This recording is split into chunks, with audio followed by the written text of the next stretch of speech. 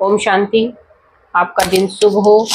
आप जो भी कर्म करें उसमें आपको सफलता मिले, मेरी यही शुभ भावना और शुभकामना है।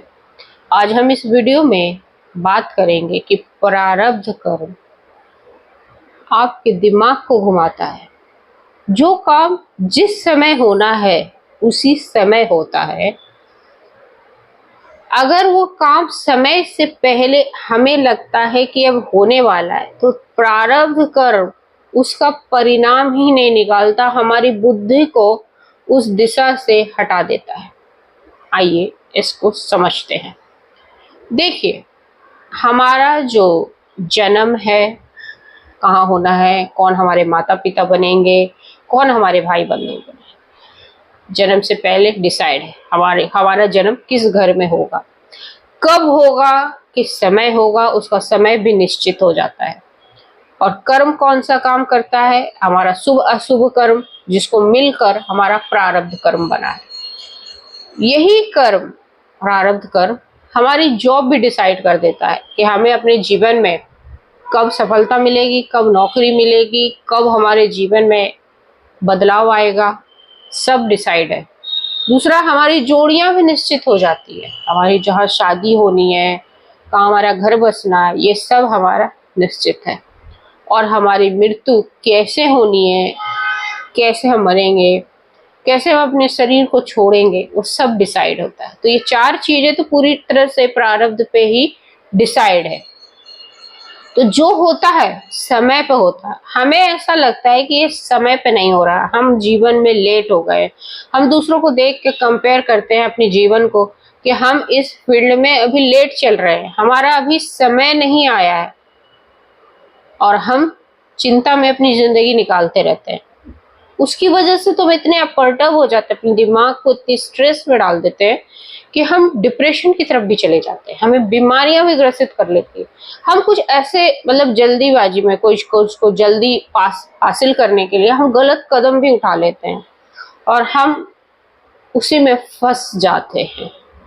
लेकिन फंस कर क्या करते हैं, फिर एक नया कर्म बना लेते हैं और फिर वो इकट्ठा हो जाएगा आपके संचित में, और फिर आपका वो फिर संचित में जमा होकर फिर प्रारब्ध के रूप में आ जाएगा आपके जीवन में।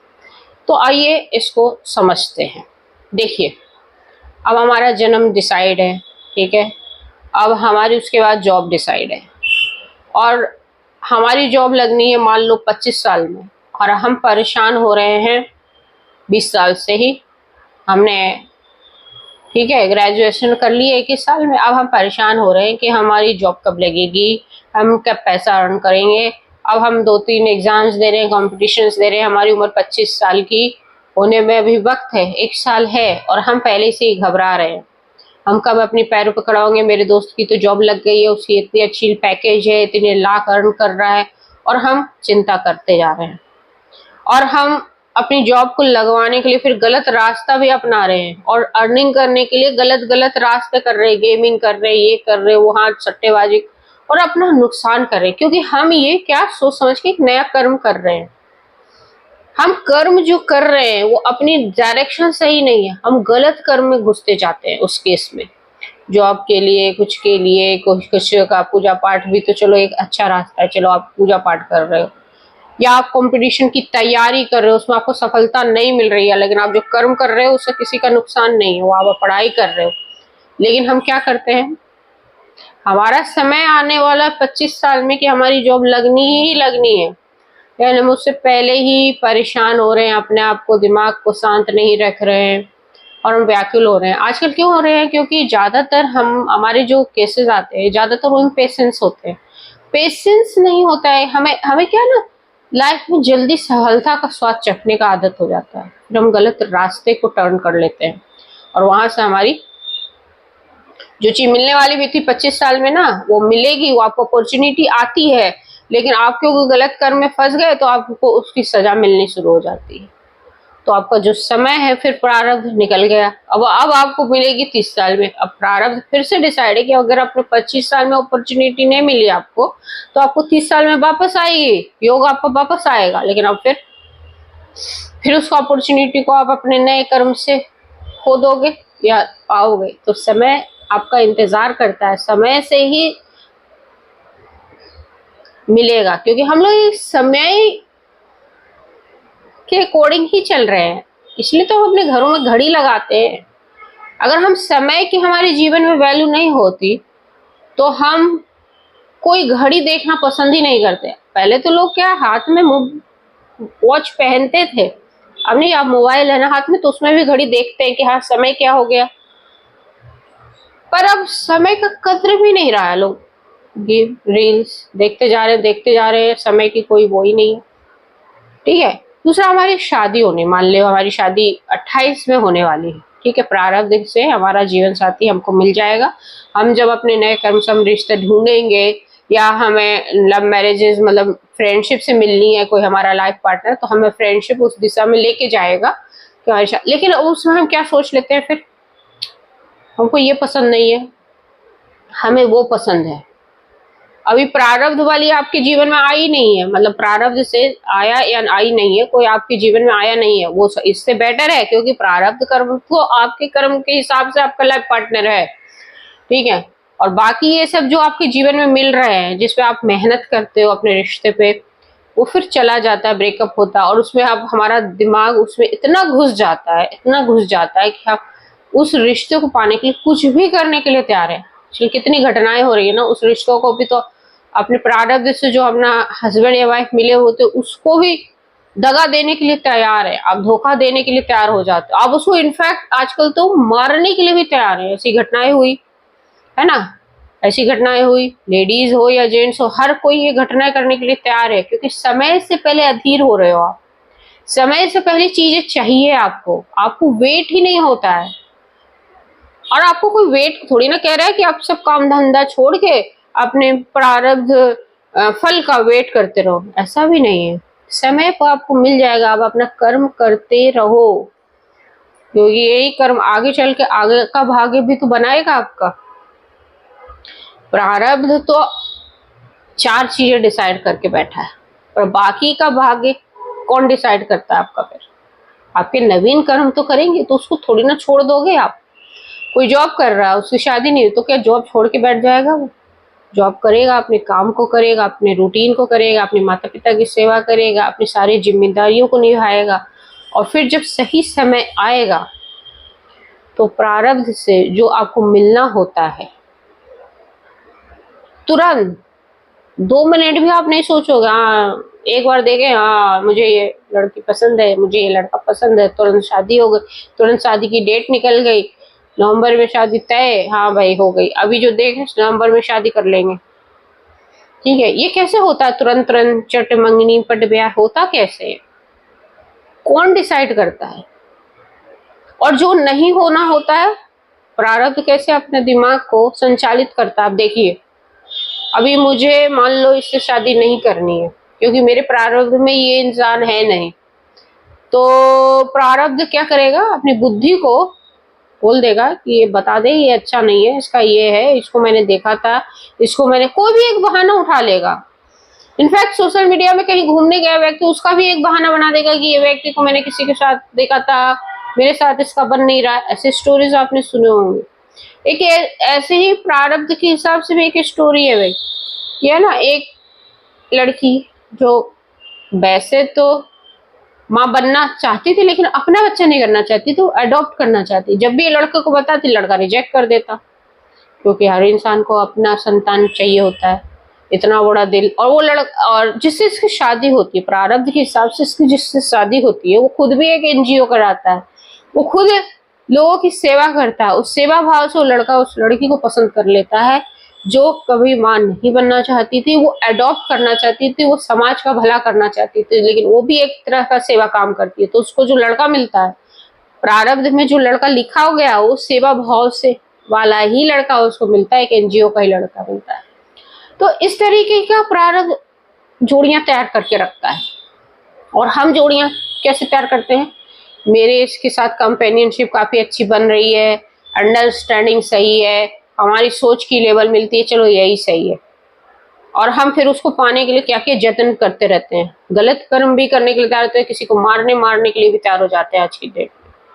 फिर उसके साथ होता नहीं है, सजा मिलती है किसी एक को, और वो चीज लेट हो जाती है आपके जीवन में। जो आने वाला सुख होता है वो भी खत्म हो जाता है। अपने ही नवीन कर्म से हम वो जीवन का सुख खत्म कर देते हैं। ठीक है, अभी हमारा प्रारब्ध, जैसे मान लो किसी की मौत है, मौत वो निश्चित हो रखी है कि नॉर्मल तरीके से होगा। ठीक है, ऐसा कुछ घटनाएं होगी, उस घटनाओं में आपकी मृत्यु हो जाएगी। ठीक है, और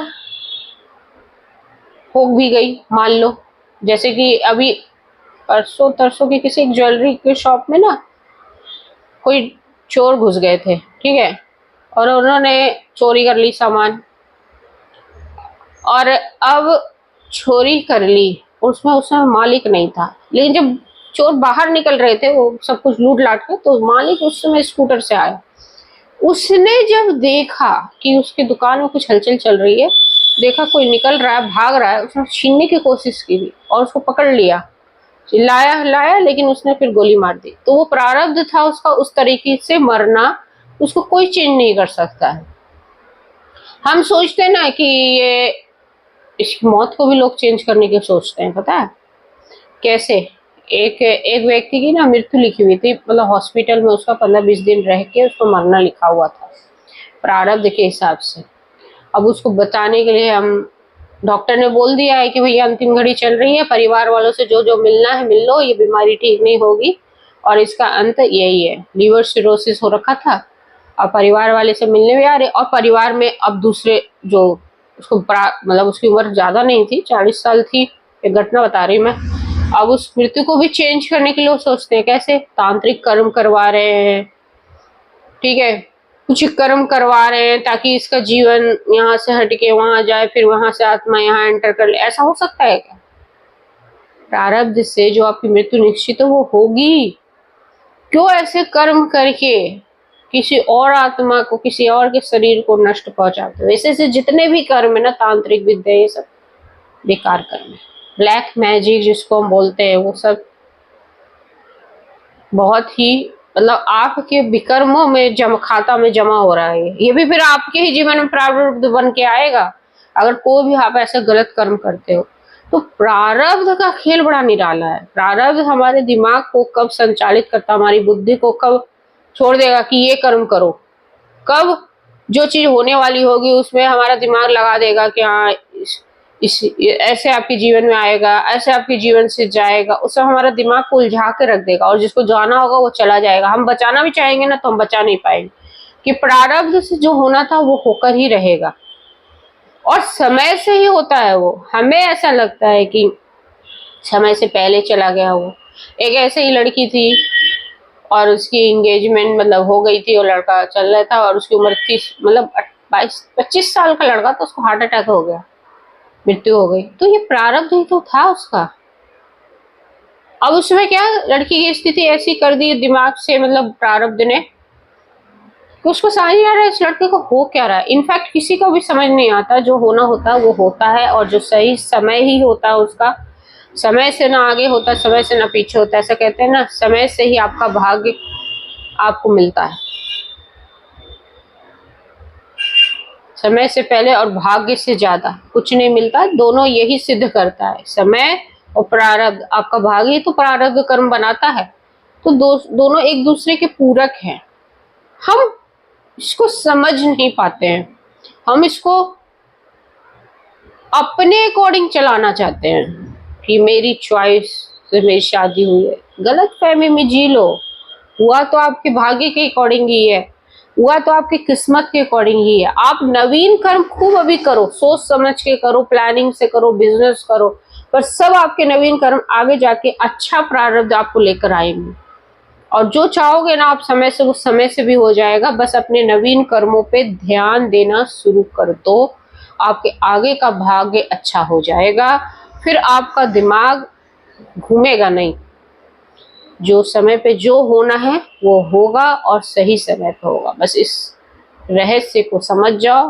प्रारब्ध के खेल को समझ जाओ, और जो होना है वो समय पे ही होता है और हमेशा समय पे ही होगा। हम जल्दी जल्दी अमीर नहीं बनेंगे, समय पे ही बनेंगे। ओम शांति। जय हिंद, जय भारत।